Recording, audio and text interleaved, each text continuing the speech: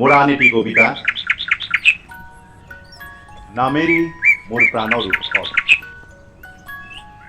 দীঘলপতীয়া সকন গছৰ পাতৰ দৰেই তোমাৰ সতে একাত্ম হোৱাৰ সময় মোৰ দীঘল হওক।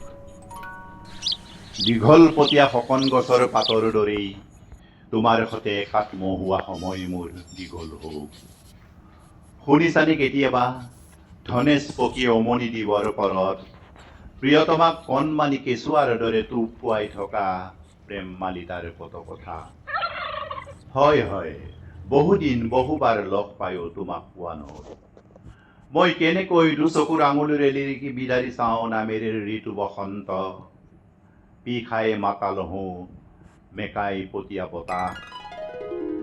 মই কেনেকৈ দুচকুৰ আঙুলিৰে লিৰিকি বিদাৰি চাওঁ নামেৰে ঋতু বসন্ত।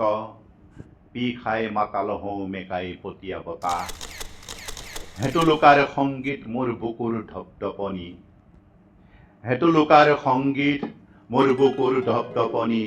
হস্তিৰ সিংহৰবোৰ তেজৰ খা। মনৰ টান আছে মোৰ, মনৰ টান আছে মোৰ ভৰলীৰ বুকুত নাচি ফুৰা মাছৰ জাকবোৰত।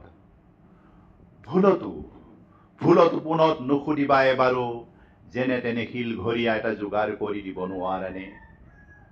বন্ধু যদিও শত্ৰু হবলৈ ভয় নকৰো তেনে সম্পৰ্কৰ। নামেৰিক মই ৰুই থৈছো নাভিৰ পাদদেশত। মলয়াৰ মনোমোহা বাতৰি শুনো হৃদয়ৰ সোঁৱে পাৱে বনপক্ষীৰ গীত লেখো।